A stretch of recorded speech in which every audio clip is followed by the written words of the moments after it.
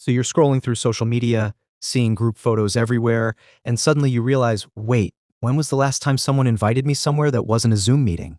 Don't panic. You're not broken. You're just experiencing what psychologists call social isolation. And honestly, you're in better company than you think. Literally, millions of people are out there having the exact same realization probably right now, also while scrolling alone. Today, we're diving into the fascinating psychology of people who have no friends. And before you click away thinking this is going to be depressing, stick around. Understanding why some people end up friendless is actually way more interesting than those friendship bracelets you never got in middle school. Here's something wild. Recent studies show that about 1 in 5 adults report having no close friends. That's 20% of the population. To put that in perspective, that's roughly the same percentage of people who think pineapple belongs on pizza. Except unlike pineapple on pizza, being friendless isn't a choice most people are making enthusiastically. The numbers have been climbing steadily over the past few decades, which means this isn't just about a few awkward people. Something bigger is happening here. Let's address the elephant in the room. You can be surrounded by people and still be friendless. This is called social loneliness, and it's different from just being alone. You might have 500 Facebook friends, attend parties, have coworkers you chat with, and still feel fundamentally disconnected from everyone. Why does this happen? 1. The attachment theory angle. Remember when you were a kid and how your parents or caregivers treated you? Yeah, that's still haunting you. Psychologist John Bowlby's attachment theory suggests that early relationships shape how we connect with people later in life. If you developed an avoidant attachment style, you might unconsciously push people away because closeness feels threatening. It's like your brain installed antivirus software that's so aggressive it blocks everything, including the good stuff. You're not unfriendly, you're just running on outdated programming. 2.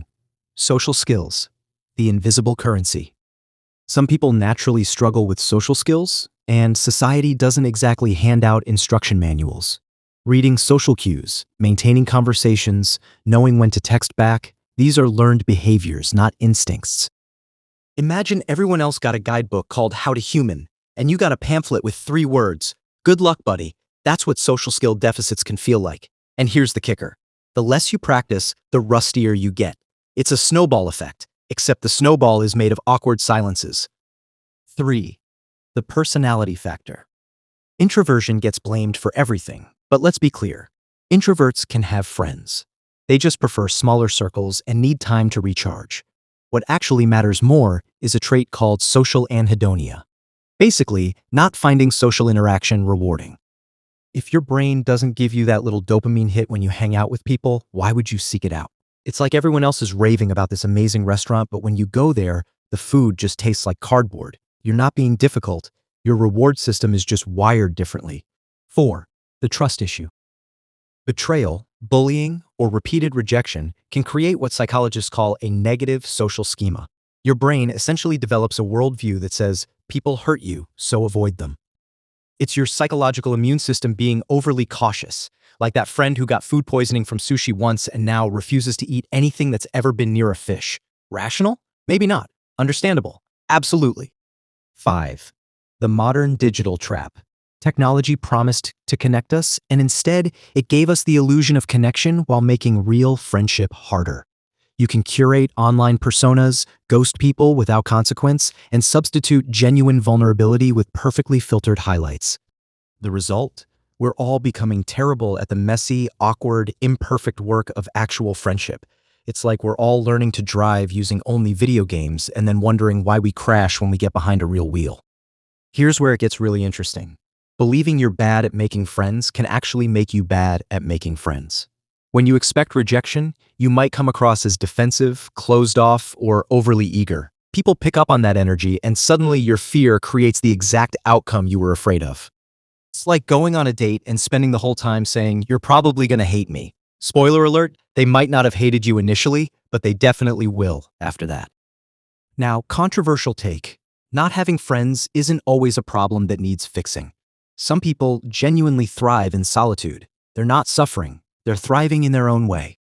Psychologists distinguish between social loneliness, missing meaningful connections, and chosen solitude, deliberately preferring alone time. If you're genuinely happy, creative, and fulfilled without a social circle, you might just be in the second category. Society tells us we need friends to be normal, but normal is overrated anyway. That said, chronic loneliness is legitimately harmful.